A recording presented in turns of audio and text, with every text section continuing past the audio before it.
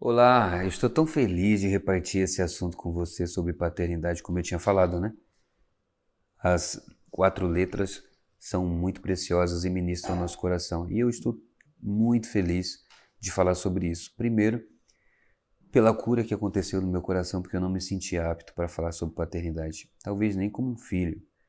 E a jornada que Deus foi me levando para isso.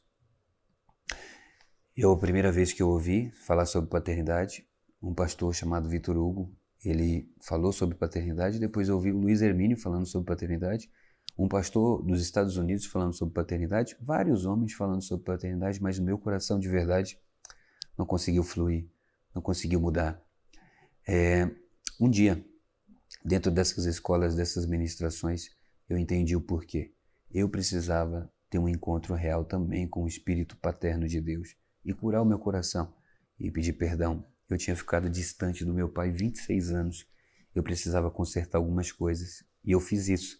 E também a figura de avô, que também é um pai, que precisava perdoar. E nessa jornada eu fui descobrindo que nós precisamos de verdade ter um encontro com o coração paterno de Deus. Isso vai te dando uma autoridade e um sinal de que você está sendo curado, sendo tratado, é que a sua vida começa a mudar e as pessoas que estão em volta de você começam a mudar e dar fruto. Eu, tendo dois filhos, estava desejoso demais aprender como ser um pai. Ninguém consegue um manual tão fácil para ser pai, mas Deus, com a sua palavra, vai nos guiando. O coração do pai é o que eu quero falar agora, em primeiro lugar. Primeiro, eu acho que essa ministração ela pode ser dividida em quatro partes. A primeira é a revelação do coração do pai. Deus é um pai. É uma revelação isso. A segunda, ela é o coração órfão, o que nos impede de ver Deus como pai e o que nos impede de ter relacionamentos duradouros. A terceira é ter um pai espiritual. Isso vai contra muita coisa que as pessoas entenderam. Jesus falou uma vez, um versículo, que a ninguém chamei de pais. Esse pai é o lugar divino. Em outras palavras, ninguém pode ser Deus além de Deus, pai divino além dele. Então não é isso de paternidade que está sendo falado, é o lugar de Deus que não pode ser tomado. E um dia também, a quarta parte dessa ministração é você ser um pai. Então eu quero repartir com você um texto bíblico, tá? E está em Lucas capítulo 15, vai falar sobre esse assunto. Capítulo 15, o verso 11, fala de um pai, tinha dois filhos. O mais moço deles disse ao pai: Pai, dá tudo o que me pertence, a minha fazenda que me pertence. E ele repartiu por eles a fazenda. E passado alguns dias, o filho mais novo juntou tudo, partiu para uma terra longínqua e desperdiçou a sua fazenda vivendo absolutamente. E havendo ele gastado tudo, houve naquela terra uma grande fome e começou a padecer necessidade. E chegou um dos cidadãos daquela terra, o qual mandou para os seus campos a apacentar porcos. Desejava encher o seu estômago com as bolotas que os porcos comiam e ninguém lhe dava nada. Tomando em si, disse: Quantos jornaleiros de meu pai têm abundância de pão e eu aqui perecendo fome? Levantar-me-ei e ter com meu pai, e direi: Pai, pequei contra o céu e perante ti. Já não sou mais digno de ser chamado seu filho. Faze-me como um dos seus jornaleiros. E levantando-se, foi para o seu pai. E ainda estava longe, viu o seu pai, viu ele, e se moveu de íntima compaixão e correndo lançou ao seu pescoço e o beijou. E o filho disse: Pai, pequei contra o céu, pequei contra ti, já não sou digno de ser chamado seu filho. Mas o pai disse ao seu servo: Trazei depressa o melhor vestido, vestiu, ponde-lhe o anel no dedo, a alparca nos seus pés, trazei o bezerro cevado, matai, e comamos e alegramos, porque este meu filho estava morto e reviveu, tinha perdido e foi achado. Começaram a alegar-se, e o seu filho mais velho estava no campo, e quando veio, chegou perto de casa, ouviu a música e as danças, e chamando um dos servos perguntou: que era aquilo? E ele disse: Veio teu irmão, e o teu pai matou o bezerro cevado porque o recebeu são e salvo. Mas ele se indignou e não queria entrar, e saindo o pai, instava com ele.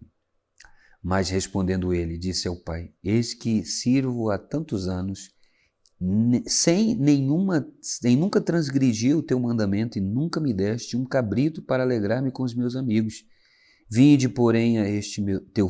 este, porém, o teu filho que desperdiçou a tua fazenda com meretrizes, mataste o bezerro cevado. E ele lhe disse: Filho, tu sempre está comigo, e todas as minhas coisas são tuas. Mas era justo alegrar-me e folgarmos, porque este teu irmão estava morto, e reviveu, e tinha se perdido, e foi achado. Essa passagem tem muitos detalhes. Primeiro, ela está sendo falada para os fariseus. Jesus quer levar as pessoas que estão ouvindo ele a um nível mais profundo de relacionamento. Há um texto em João que é interessante. Fala, e queriam matar Jesus não só porque ele fazia milagre de sábado, mas chamava Deus de Pai. Jesus sabia de verdade que Deus era o Pai. Ele falou isso. Ele começou o seu ministério falando sobre o Pai. Não sabia que eu vim tratar das coisas do meu Pai? Ele foi testado na paternidade. Satanás tentou o coração dele. Você é filho de verdade? Para ele provar que ele era filho. Tempos depois, ele foi ao lugar, o vilarejo onde ele cresceu, e as pessoas desafiavam ele a mostrar, além do que ele já viveu ali, o que as pessoas conheciam da paternidade física, queriam que mostrasse a paternidade divina. Depois, a Bíblia fala que ele ensinou os discípulos a orar Pai Nosso. Ele ensinou várias parábolas do Pai, e quando ele estava para morrer, ele disse: Pai, eu entrego nas tuas mãos meu espírito. Quando ele estava para subir, ele disse: não convém vocês saber o tempo que é determinado pelo meu Pai. Então, ele sabia de verdade que o Pai tinha um coração de amor que precisava derramar na nossa vida. Em João, capítulo de número 17, verso 20 e 21, fala: Pai, eu sei que tu me ama, ágape, palavra ágape, mas no sentido de amor, de toque, de carinho. Eu sei que você me ama, me toca, me abraça, está comigo, e eu sei que você ama eles. E esse ele está falando dos discípulos, está falando de nós. Eu sei que você ama eles também, toca eles, visita eles do jeito que me ama. Olhe onde Jesus colocou a nossa vida, junto com a dele. Se somos herdeiros com Deus, herdeiros de Deus, co-herdeiro com Cristo. Ele de verdade nos colocou dentro dessa família, essa família divina. E dentro dessa parábola aqui há muitos detalhes. São riquíssimos os detalhes que aparecem aqui. Primeiro, o pai tinha 2 filhos, o mais velho e o mais novo. O mais velho estava em casa e a Bíblia diz que ele servia o pai. O mais novo pegou tudo que tinha e foi embora. O mais novo voltou arrependido e o pai, vendo ele de longe, saiu correndo e se lançou sobre o pai. É lindo pensar isso, porque quantas noites de sono aquele pai ficou pensando do filho, olhando, quem sabe, se fosse hoje um quadro na parede, perguntando onde estava, vendo o lugar vazio à mesa. Ele tinha saudade do filho. Isso é muito lindo, entender o que Jesus quer passar, o amor que ele tem pela humanidade, para curar a humanidade, a saudade que ele tem de chamar a humanidade de filho, de estar com ele, de ter intimidade. Todos são filhos dele, mas nem todos têm intimidade com ele. E a Bíblia fala que esse rapaz, tendo gastado tudo, voltou cabisbaixo. E diz a Bíblia que o irmão mais velho ficou fora. Quem foi atrás do filho? Quem correu e se jogou em cima do filho que era o mais novo? O pai. Quem saiu e foi atrás do filho mais velho? O pai. O pai vai ao encontro tanto do pecador, o filho mais novo que está apresentando como pecador, como o filho mais velho, o religioso. Ambos corações, o pai vai atrás dele. Ele foi atrás do filho que caiu e foi atrás do filho que era religioso. E a Bíblia fala uma palavra muito linda no grego. Quando o pai vê o filho e corre e se joga sobre ele, a palavra grega hipepense, se jogou é hipepense.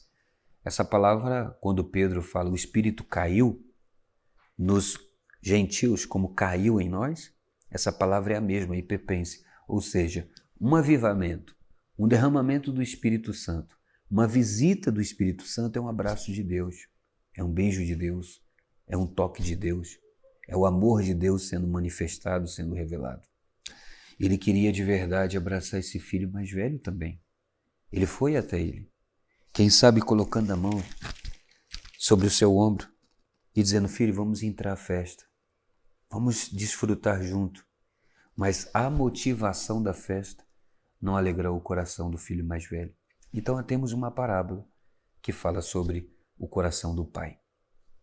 Deus, ele deseja de verdade se revelar a você como pai. Quando fala que Davi era o homem segundo o coração de Deus, eu entendo que Davi é um homem que sabe que eu sou o pai dele e que ele é o meu filho. Além da religião, ele fala que como um pai se compadece do seu filho, assim você tem prazer em mim. Parece que ele tinha uma revelação do pai já desde o Antigo Testamento, o que o pai tinha para ele. Deus fez o homem em imagem e semelhança, dois, para representar um só. A parte paterna ele colocou no homem e a parte que a gente chama de amor materno colocou dentro da mulher. O homem representava o pai e a mulher representava o Espírito Santo. Quando Paulo falou entranháveis amor de Deus, é um amor feminino. No Salmo 131 fala o salmista Davi: já não sou mais ansioso, eu guardo o meu coração e descanso no teu colo, como uma criança que acabou de amamentar descansa no colo da sua mãe. Então, é muito lindo pensar que nós somos os xerox. A palavra tesselen, que é a imagem, é a palavra xerox. E saber que a gente é um reflexo. E se você de verdade deseja refletir essa imagem, mostrar essa imagem, é só chegando perto do Pai. Jesus vem reescrever essa história, vem, anda na terra e salva os homens. E é esse desenho que ele quer pintar. Por isso a Bíblia diz, olhando para ele, a gente via como era o Pai. A gente lembrava como era o Pai. Ninguém conheceu a Deus, mas olhando a Jesus, via como era o Pai. Isso é a imagem, era o xerox, o reflexo. Ele é a imagem, ele é o reflexo visível do Deus invisível. E ele gastou tempos falando sobre este amor, sobre essa paternidade. Se você parar para pensar, há alguns tipos de pai. Esses tipos de pai que a gente teve, biológico, nos faz ter uma imagem, às vezes, distorcida ou certa de quem é Deus ou de quem é o Espírito Santo. Por exemplo, existe o pai ausente, cria um sentimento no filho de que ele nunca vai ser visto, nunca pode contar com o pai. É um filho, um pai ausente. Existe o pai que é um bom pai, que por mais que tenha os seus desafios, tenha os seus problemas, sabe conduzir a situação e reflete um coração bom. Existe o pai autoritário, que tudo na vida dele é pela autoridade. É a força que ele usa pela autoridade. Gera no coração de muitas pessoas um respeito pela lei, é apreciável e é louvável, mas também gera um coração de medo. E às vezes se chega assim perto de Deus. Talvez seja um caminho bem rápido para o legalismo. Existe o pai passivo, onde ele não aparece, onde o controle está em qualquer mão, menos na dele, e dar-se a entender que ele não tem a autoridade, ele não tem a cobertura. Bom, existe o pai abusivo, o pai que teve feridas, que colocou feridas no coração do filho, abusivos. Existe o pai fantasma.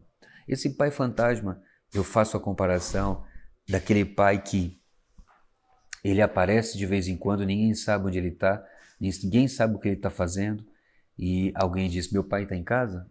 Aí ele aparece, não sabe se ele está em casa. O pai performance, qual é o pai performance? Se você acertar, eu te amo. Se você acertar, eu estou com você. Se você fizer o perfeito, eu vou te amar.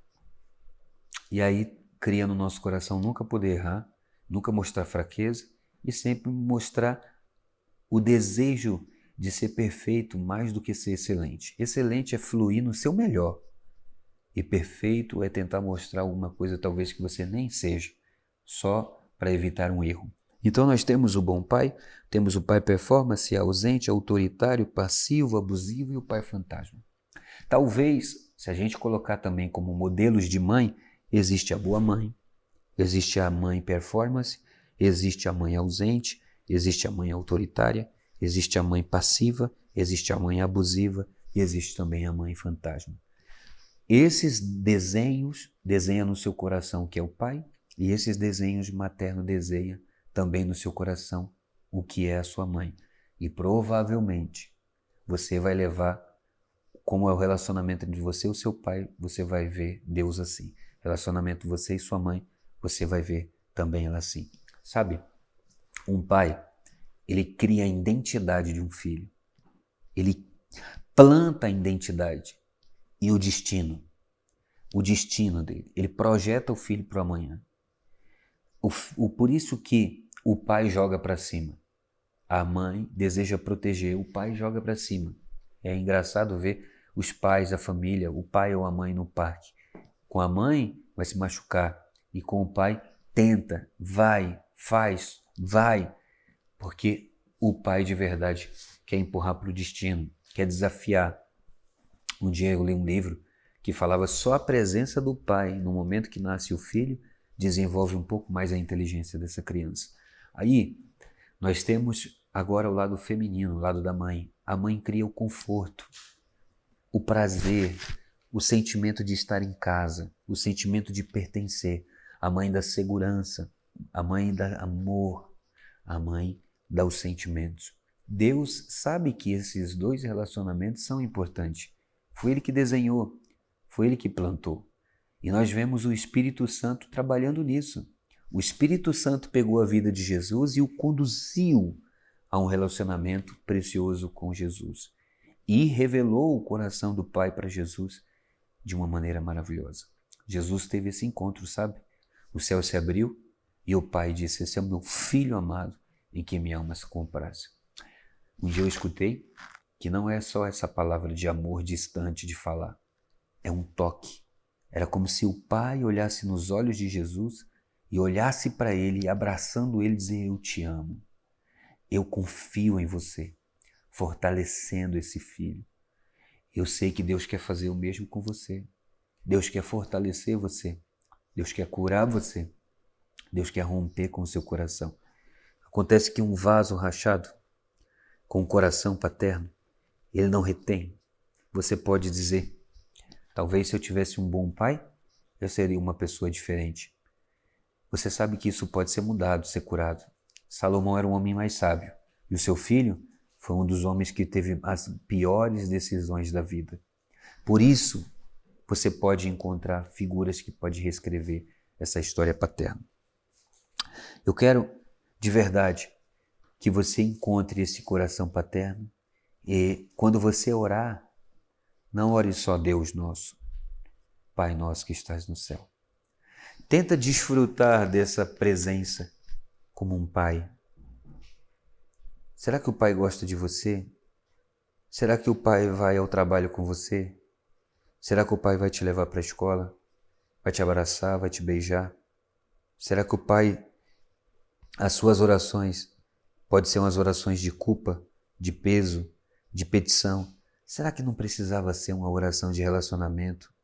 Um tempo onde o pai fica com o filho, sentar à mesa junto, olhar nos olhos. Isso é a base de tudo. Um relacionamento de pai e de filho. Eu sei que de verdade você deve estar se perguntando: o que eu vou fazer para ter esse coração paterno? Para ter esse pai no meu coração? Ele está aqui.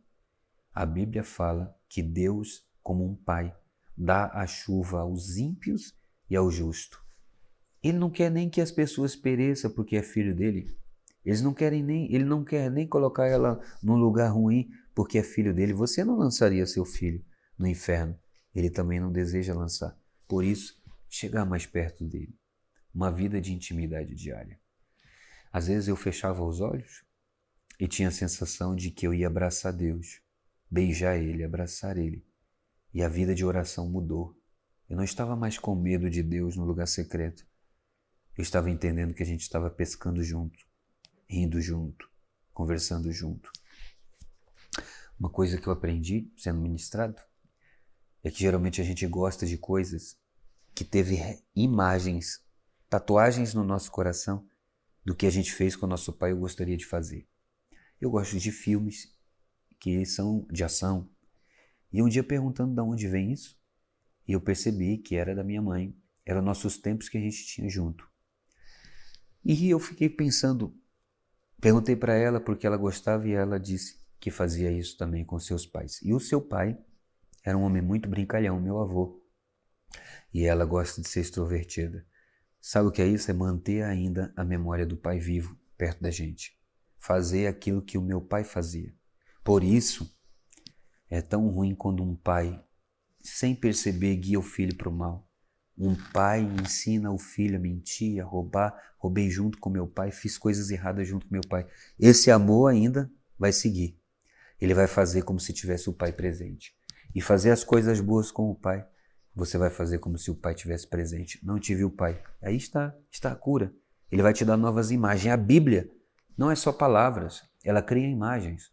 O Espírito sopra novas imagens em você. Você pode ouvir o pai dizendo eu te amo, como amei João Batista, como amei Jesus. Ele vai te dar novas imagens, vai desenhar no seu coração, vai fluir no seu coração. E às vezes eu pergunto, qual é a imagem que você tem com seu pai? E as pessoas dizem, eu tenho tal imagem. Aí eu falo, aí você gosta de fazer isso? Gosto. Qual é a imagem que você tem com a sua mãe? Você gosta de fazer isso? Gosto. Ou se é traumatizante, qual é a imagem que você tem com seu pai? Essa. Não gosto disso por causa que me lembra dele. Não gosto disso porque me lembra ela. Então restaure essas imagens. Essas imagens é o que gera a sua fé. É o que gera a sua confiança. Esses desenhos que estão aí como um óculos sujo desenhado aqui é o que reflete no seu coração. Então de verdade, deixa o sangue de Jesus lavar o seu coração. Lavar essas imagens e dar novas imagens do coração paterno de Deus. Diariamente, a gente faz coisas que nós estamos replicando coisas da nossa infância sem perceber. E talvez você esteja fazendo diariamente algo que está ligado com seu pai. Talvez você tenha uma imagem perdida. Quando eu encontrei o meu pai, até encontrar ele eu tinha um desejo de pescar muito grande. Fui pescar, não achei tão interessante. Mas quando eu encontrei, ele falou, você lembra quando você tinha 3 anos e você foi pescar comigo? E eu lembrei, eu pensei no meu coração, nossa, era isso que eu buscava. Uma imagem perdida de um tempo com meu pai. Talvez você tenha uma imagem perdida do coração, no coração com seu pai. E ele deseja dar essas respostas. Ele deseja suprir seu coração. Ele deseja fluir em você. E eu lembro de uma história de que um homem sempre sonhava com um Fusca. Sempre sonhava com um Fusca. A vida dele, muitas das vezes, dava errado na questão financeira ou de carro. E um dia ele perguntou para Deus, por que eu sonho sempre com esse Fusca? Vem essa imagem. E Deus falou para ele, foi o dia em que você foi deixado, você foi adotado. Foi o dia que foi entregue, essa pessoa estava no Fusca. E ele foi e entrou num tempo a sós com Deus. Ele teve uma visão. E a visão era essa. Jesus sacudia assim com as mãos enquanto ele entrava no Fusca e falava para ele, vai ficar tudo bem. Daquele dia em diante, ele se desprendeu dessa imagem. Eu não sei o que você precisa perdoar, o que você precisa limpar, o que precisa deixar. Mas o Espírito deseja ter um relacionamento com você. E esse abraço, esse beijo, esse amor, no Salmo 131, pegue ela e leia. O salmista fala, Deus, eu descansei meu coração, porque eu sou como uma criança que está no colo da sua mãe. Ele compara a Deus com uma mãe, Salmo 131. E ele encontrou esse amor materno. Era o Espírito que o tocava. E também Jesus encontrou o amor do Pai. Ele disse, Pai, passe esse cálice, momento mais difícil da vida dele. E ele disse, obrigado, Pai, por estar comigo. Todavia seja feita a tua vontade. Naquele momento difícil, os momentos mais difíceis que você passar, Deus vai te dar uma imagem dele segurando em sua mão, dele se revelando como um pai para você. Essa é a primeira parte. Um abraço.